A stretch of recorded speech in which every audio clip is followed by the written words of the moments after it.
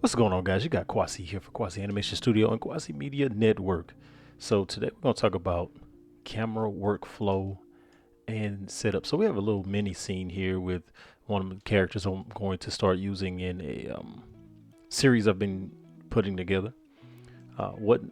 But outside of that, we're gonna use. We have three different animations already on the character. Right now we have an idle on the character, and it's just the character's just chilling or whatnot. So here I'm going to have I have the character, I have the scene, which is all of the components, the lighting, and then cinema where we're going to put our camera or cameras. Right now I'm going to put in the camera. So shift A, go to camera, and then add the camera. So it's going to go to our center point. I'm going to hit Alt R and G. Down here I'm going to go to camera. So let's look at our camera settings. So of course we can name the camera, so let's do so. I'm gonna just call it main cam. Okay, then over here we're gonna name it main cam also. All right, now we have our focal length, which allows us to be able to go from, like, when you know focal length, like a 35 millimeter camera or 105 millimeter camera. So it creates a differentiation of how far away an item object looks or how close it looks. And then of course we come down here to camera, we have our sensor fit. So right now it's on auto, okay? But over here, when you hit your little 3.3 lines, your presets, you have a level of presets are in here from something as simple as 1 inch, which is like, let's say 2.35 over 6 or something like that, all the way down to a Red Monstro 8K. Okay, so I tend to use an ARRI Alexa 65, so I'll just hit that. Okay, so our sensor changes, and you can change it to being you can go back to auto if you like, or you can go horizontal, or you can go vertical. Okay, so I'm just going to leave it on horizontal for now. Of course, you have your depth of field, which allows you to deal with your aperture size, and a ARRI Alexa 65 has an aperture size as low as 1.9 up to 2.9. And I think it can get a little bit bigger than that, but don't quote me on that. You have your shifting, where you can shift it forward and back based on the focal. Okay, and then if we just look at it, so let's go up over here. I'm just going to take it to 90, right? 90 degrees, and I'll lift it up. Oh no, I changed the focal. Let's undo that. Okay, so I'll grab it here and I'll pull it up. So I'll hit 0 and go into the camera, and I'll bring it up. Let's see what we have. Okay, so if we go back to the camera settings, and I say about our shifting, right? You can shift left to right. All right, on the X, and then the Y is it's literally, this is the way that it's set up. Like the camera setup is, this is Y, this is X. Okay, all right. So this is the actual lens. The lens is on the 2D axis. So Y is up and down, and Z is left to right. Hold on a second. Let me lift my mic up a little. Okay. Sorry for all the jingly jangly because the mic's on the stand, right? Okay. So now we also have our clip start, which allows us to see how if I go in too far ahead, it's gonna pull back. If I go to 0, almost to 0, it'll if I go almost to 0, you see how the character looks like it just looks all kind of crazy and messed up. So it's on 0.1 from the beginning. Sometimes I do 0.01, just depends on what you're doing. Of course, you can do your depth where it sees, you go to clip in to 0, and then as we come in, this is how far away it can see. So it can only see, let's say we put it on 1, it only can see up to 1 meter, say 2 meters, 3 meters. So it starts out at 1,000. All right. I tend to keep it that way unless I have a really large scene. So 5,000 might be as far as I go. But in the usual scene here, you have a clip start, clip in. I take this to about 20,000. Okay. And I'll leave this at 0.01 so that the camera doesn't clip through, because this is the focal length of your area, okay, of your viewport. All right, so I'll take this back to 0.1, and then we have depth of field. Like I said, so you turn on depth of field, everything starts to sort of blur out, and you can do a default, or you can click an object, and then it'll focus in on that object. Okay. And then you also have a setting up here for depth of field where you can change the size of what it says, the size of the field of shape, or rather the bokeh, that uh, happens, like that circular shape that you get for something. You can even get as far as squares. Also has a sprite threshold, neighbor rejection, and denoise quality. Of course, you can change your camera jitter or whatnot. Even same thing here with screen space reflections. Excuse me, not screen space. I'm sorry. Subsurface scattering. You also have a jitter capability. All right, so go back to the camera settings. You also have a free add-on they have. It's called Camera Shakeify, made by Ian Hubert and one other person. But you also can cut on safe area. Or in the safe area, it'll show you. I think. Oh, my overlay's off. So if I turn my overlay on, I think it. Yeah, I can come over here and I can see where the safe area is. So if you look closely, if we come into here, you can see the lines. We'll say, okay, I don't want anything past this line or past that line. All right. Okay. So we're going to be working in the view scene itself, where the render view. I have it set to 200 frames because I don't want to go past that point. All right. So what I'm going to do is set the camera up according to the animations. All right, and the animations are in succession. So whatever's on top is what's going to be activated. Okay. All right. So I want to do these. So I'll hit GX and I'll push him down some. So let's say I want him to transition, because this is a guy. I want him to transition in 2 seconds to this idle. So I'll hit Shift S4 and it'll go to that. Boom. Okay. But however, I want it to blend. Now, blending is sometimes weird because it doesn't always function the way you think, but you will come over to strip and you have a blend in and a blend out. Now, understand this is your non-linear animation. Okay, the NLA. All right, so if I go auto, it's going to try to cross up with this one too. I don't want it to do that, so I'm going to take this one outside of the scope.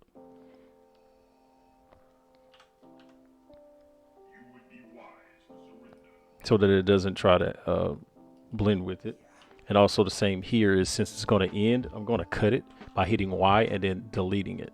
So I know I want these two. I'm sorry. Let me undo that. Okay, so I'm going to, it didn't finish it. All right. So I wanted to transition, right? So I said I want this to come in at about 60. So what I'll do is I'll take this until about 40 and I'll bring this animation over to 40.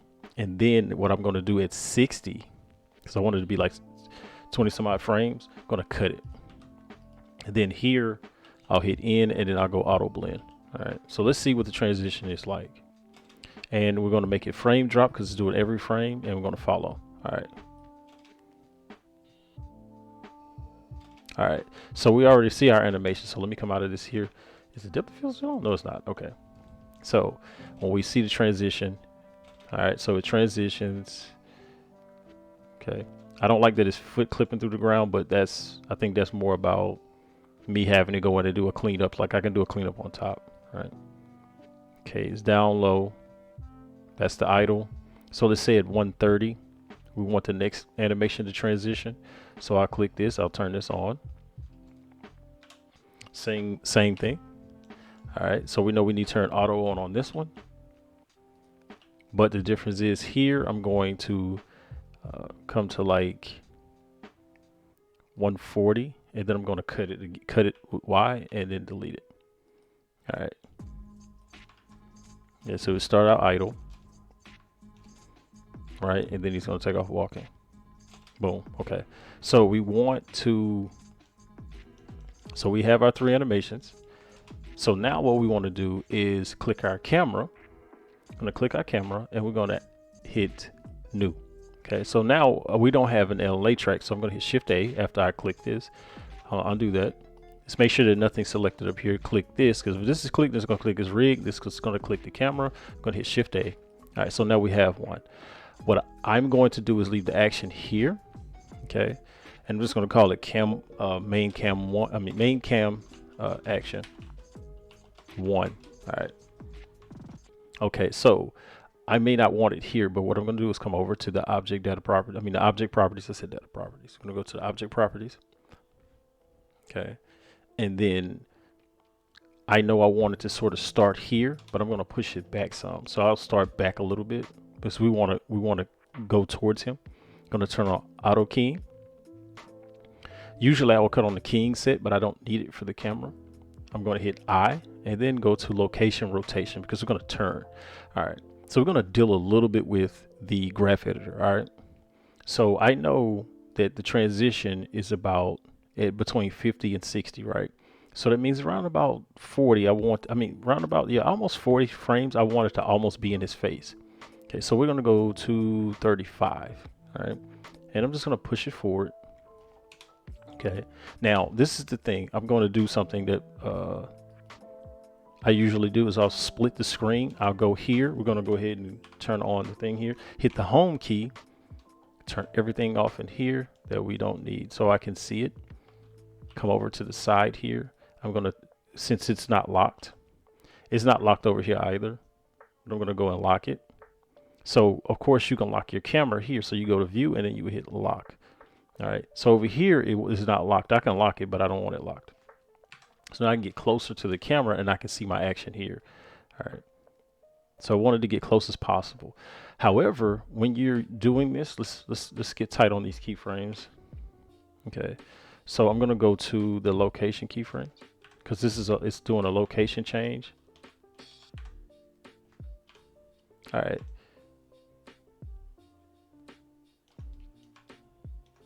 No, that's fine. All right. So I can clearly see here that the Y is the one that has the most going on because it's transitioning on the Y. Okay. So it's moving on the Y location. This is in local right now, but if I go global, it's Y. Okay. All right. So as it moves forward, we're going to see it gradually move. Okay. If I let me come out of render over here. Go 2 and I'll do it in 2 and hopefully it moves a little bit smoother. No, I don't want that. We'll go into solid view because I want it to move a lot more smoothly. All right. Okay, so when we know in 5 it needs to transition. So I'm going to, so it's slowly ramping up, but I don't want that. So what I'm going to do is I'm going to grab all of this, grab all of that. I'm going to hit T and we're going to go Bezier, but I'm going to hit V and I'm going to go vector. So it's more of a straight line. So I already know between here and here, I need to copy and paste. So copy and paste. And then as it starts to transition, after about 65, I'm going to turn the camera. So it's going to the camera. And we're going to transition by hand. And I want it to sort of be under him.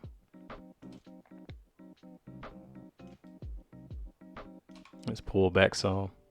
All right, so I have this at 100. I mean at 50. I really want it at 100. So let's take it to 100 on the millimeter. Boom. Now I don't have this vectored right here, so I'm going to click this. I'm going to hit undo. I'm going to hit V vector. Okay. It sort of follows him. So I'm thinking maybe pull this out some to about 80, so it transitions with him a little bit better. Okay. So let's say 66. Let's just find it. Yeah, I like that a little better. Okay. So I'm thinking I might start transitioning earlier. Let's move that keyframe forward. All right. So we already know we're going to transition again, but this time what I'm going to do is I'm going to slowly start to move the camera away and over. All right. So let's go back over here so we can see it. I think I may do something to this effect.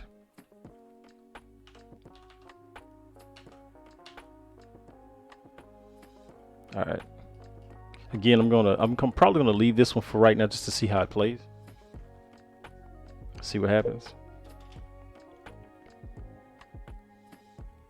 All right, and he's getting ready to take off walking. So that means now I have to do a change. So I'm gonna bring this one over. No, I'm not. This one back and then come over. I just want to make sure that it was set, and then an instant change where it goes to the side because I want to see him walking. I'm gonna pull back some and up. So we're looking here as we do this. Oh, coming out. Don't want that. All right. I'm going to click this first one. I'm going to hit it with a vector. And then the rest of the way we're going to follow. Okay, so we're going to follow shy of when it stops. All right, so GX and follow. We're going to straighten it up some and then follow again. Using the Y over here. Get rid of that. All right, and then I'm going to go V vector. Let's do it again and ride it.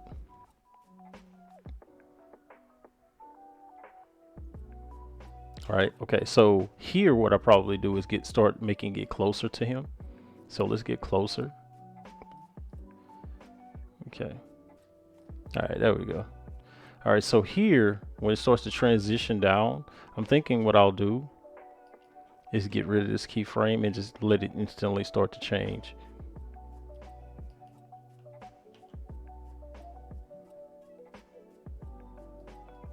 I'm just trying to find that position where it follows a lot better. Yeah, okay, there we go. So we'll stop right there where, what is that, 166? 166, okay. All right, so now this is more about establishing a shot. So now, mind you, I can go here and out. Let's just say if I select the whole thing and I hit V and I go back to auto clamp, let's look at how it plays differently in there. So I'll go in here, I'll push in real tight, let's close all this up. All right, and just look at how it plays now. This is without the vector. So you see how at the end it didn't keep up? That's not too bad. But it didn't keep up. Okay, so let's say I kept that, right? But here I did a vector so that it keeps up with him. So let's go V, I'm sorry, not X, V vector. And let's try it one more time. I don't want that ramping in, so I'll probably change that one. See how it keeps up? Okay, so also right here between these two, we're gonna vector these. I keep hitting X instead of V, okay. All right, now go again.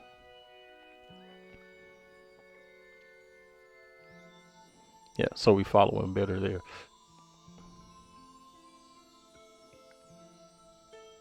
All right, so now what I want to do is go into the graph editor and do a few finesses. Okay, so our graph editor is here, right? Okay, so between here and here is where my issue is. So I know that this is spinning on the Y. Okay, so let's make sure that it's on selected only and that it is sync visible range. Okay, so the selected frame is this one. Okay, so we know there's a vector frame here, and then here is a curve, okay, a Bezier frame. So I'm going to hit free on this frame, and let me show you why. So for the sake of seeing the frame transition, I'm going to grab this handle. So I'll click here because you can't do it without it. You can't click it and hit. So I have to click here, then click there. Okay. All right. So now I'm going to hit G so I can see my frame change. So I know that this is part of the turning. So there's hardly anything turning. So I'm thinking the rotation is the Z. I'm sorry, I'm on the wrong one. Let's do that differently. Okay, so this one, let's go free on that one. Okay, so I'll grab that handle. All right.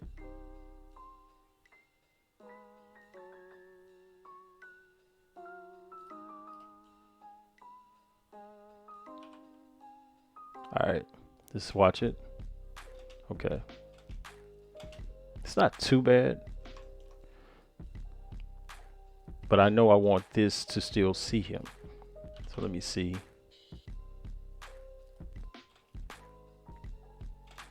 All right, so I know that the next one is the X that's changing. Let's go into the X. All right, I'm gonna grab this one, do the same thing. Only difference is this time I'm gonna see where it changes the most. Okay, yeah. So we're gonna whip it out some this way. I'll pull it out some more, see what happens. Matter of fact, go in and then just do this right on the edge. I'll go G, Y. There we go. So now instead of me changing the frame to try to compensate, I can compensate in here. So I know right here I want it to be a little bit higher. So I'll just go GY and then GX to slide over a little bit more. All right, so this is finessing the curves within the editor without having to do extra keyframes. So we still only have these keyframes. We've added no keyframe, right? But yet we've made adjustments to how it comes in. And boom. Now the way that this is turning, I don't like that. Okay, so that's telling me that something is different on our location. So I know that the Y is where I want it to drive into. So it's telling me that something's changed here. And I want to say on the Z, yeah, and the Z. So I grab this. So the Z stayed the same. So it's the Y that changed. I don't like that. I don't think anything over here changed on these front two, did it? Let's look at the X. So it is, it did. It's the X that changed. Yeah. So the X changed here. So for this one, I'm going to change that from a vector to a clamp. So it's starting to curve there. So yeah, let's go back to vector again. See, I don't want it turning like that. So I think it's when I changed this that it made a difference. Yeah. So I grab these. I'm gonna go across here. I'm gonna hit scale Y 0 and then hit it on the thing. So it goes straight across. But we still get our same thing here. But you see how it pushes out a little bit further now on the head here. So I already know that this, because I have to remember these are the two things that we're using here, and then this also. So I'm thinking the Y changed. Oh, too much. Let me go get close and tighter on there. So now let me go and grab this, make it free, because I want to be able to manipulate just this part. And pull back a little bit. Okay, so when it starts to transition, I'm going to slide over a couple of frames and push up. There we go. All right, let's see what we get now. Yeah, I like that. Okay, so that's way better. All right, so now let's look at the transition, the difference. It's a little bit more dynamic and go from there. All right, so let's see what it looks like in full color. It's going to probably drop a little bit, but let's go frame dropping and follow.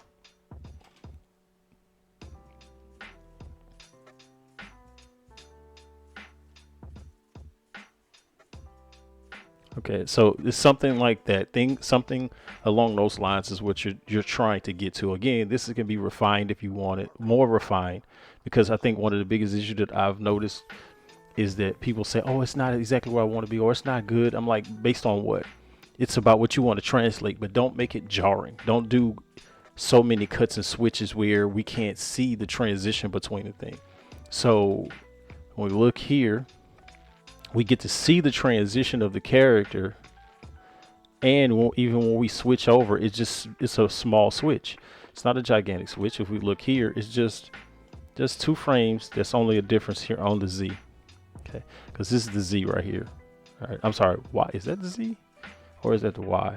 That's the Y. Okay, so is that, yeah, the Y location. Yeah, so there's only a transition right there, a small little switch where it just adjusts just ever so slightly, and it makes its way out, where we get a chance to follow. So what I was thinking is even here, pulling this back some. So let me do this. I'll show you what I'm talking about. So I know this is on the location because it's moving on the Y. So I'm going to go to Y location and zoom in on that. So because this is on a vector, I'm going to turn that vector off and I'm going to make it an auto clamp again and see how far back it is. So I want to grab this. I'm just going to slide it out. Matter of fact, no, I'm not.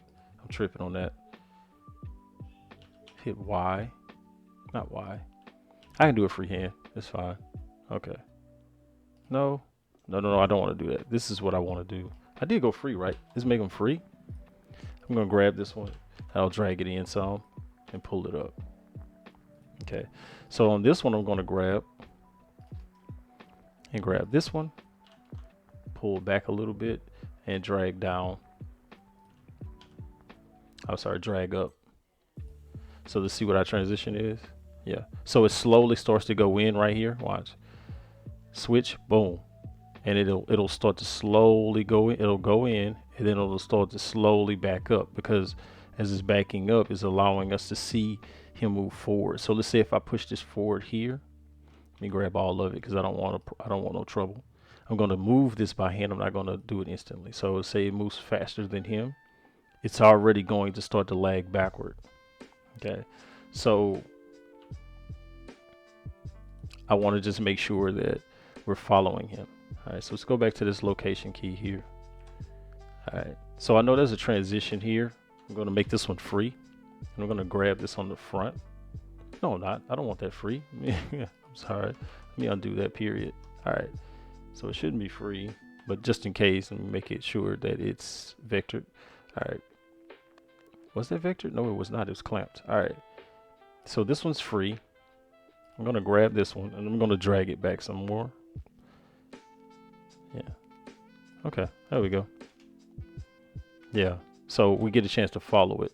All right. And play it again.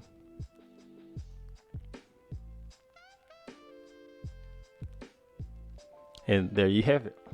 So I hope that helped you some, and that you were able to see little steps that you could take one bit at a time. So go through the video, just look at the small changes, look at how the graph editor can help you make adjustments without you having to add more keyframes.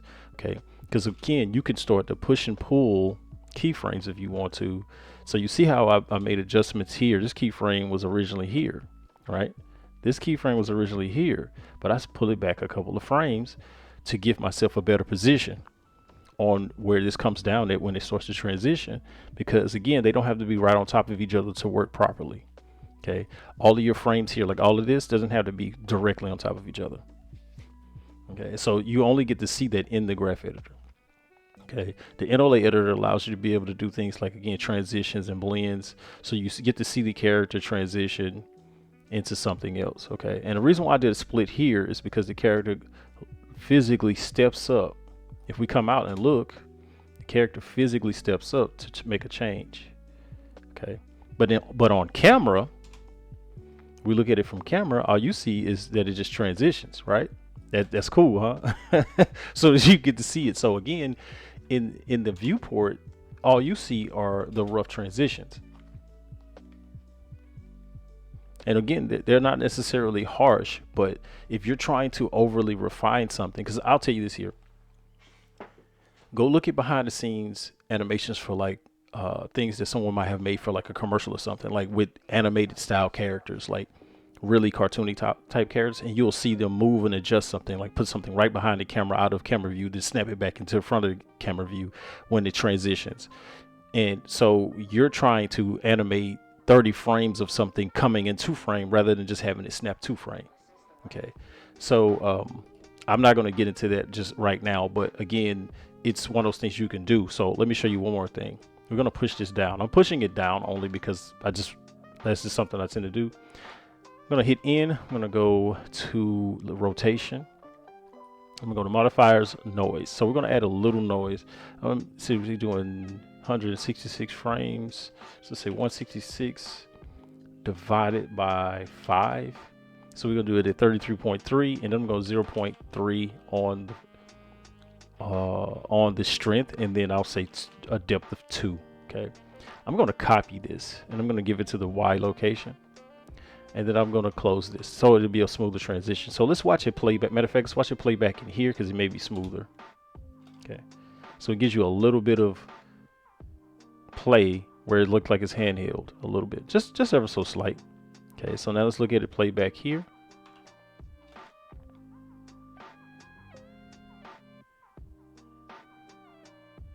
And we get to see those actions. Okay. All right.